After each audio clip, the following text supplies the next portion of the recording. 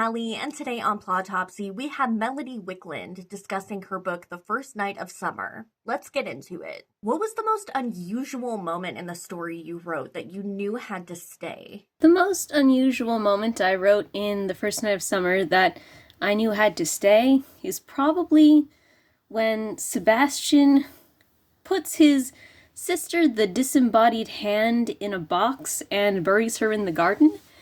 It's sort of his first real shining moment of just kind of showing how he thinks. He kind of panics a bit and does things a little bit rashly.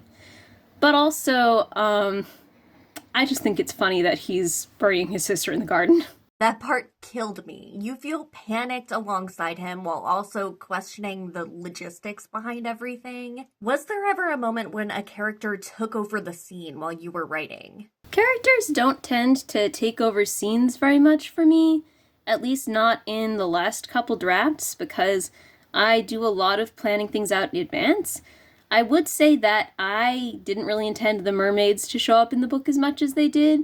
They showed up once, and I thought they were really funny, so then I put them back in a couple more times. The mermaids were really fun and a little threatening at times. The tone feels like a modern fairy tale. How did you balance that whimsy with emotional depth?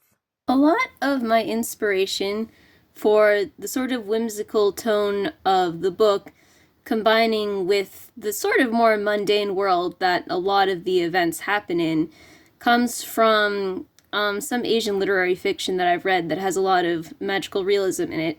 For example, Haruki Murakami, or some of Hiromi Kawakami's work, like The Dragon Palace. So that sort of magical realism vibe definitely influences my writing. But in general, I would say that a way to balance the tone of whimsy with emotional depth is to take the emotional stakes from a very realistic point of view, and make them probably more important than any of the weird, highly dramatic stuff that's going on. So, like, the fact that Annie's godfather died has more importance, more weight put on it than some of the dangers that she faces in fairy world. Taking the more realistic stuff and putting the weight there. Speaking of those realistic, heavy things, what themes do you want readers to walk away thinking about? In terms of themes, readers can take away whatever they want because, we all look at a book through our own lens.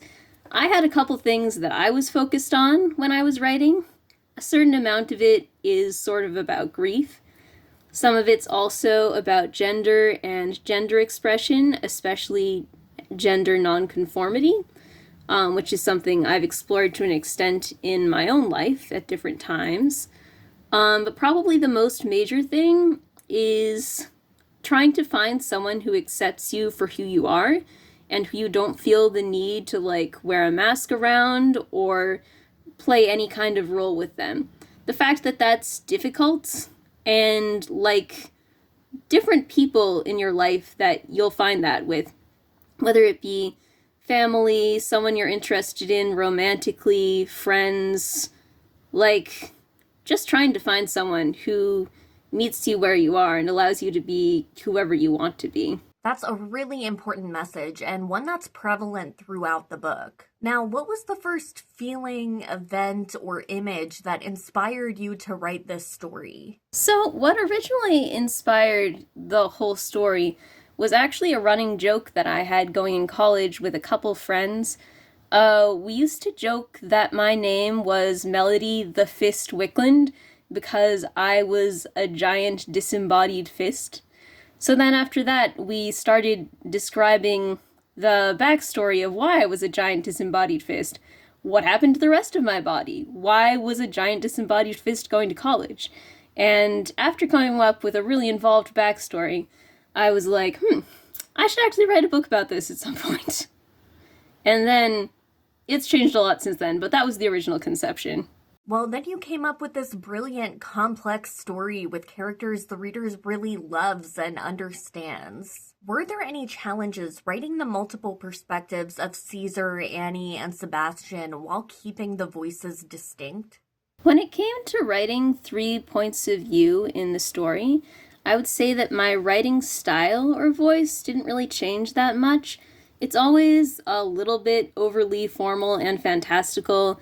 I once heard someone even describe it as sort of pseudo-Victorian. I'm not sure I'd go that far, but it's always a little bit stiff considering that a lot of it comes from more modern characters. What changes between the 3 points of view is more the characters' opinions on events and what thoughts would randomly cross their minds and what drives them. So, for example, it's really easy to write Sebastian's point of view because no matter what's going on, he's always going to be fixated on just a couple things. And most of them will be about, why are these crazy things happening to his sister and how can he protect her? Because he's very obsessed with that. Writing Caesar's point of view, on the other hand, is really hard sometimes because she's a very stoic, unshakable character. She can break a bone and she'll just be like, oh, that's inconvenient. So there were entire, sections of the book, almost the entirety of the first section of the book.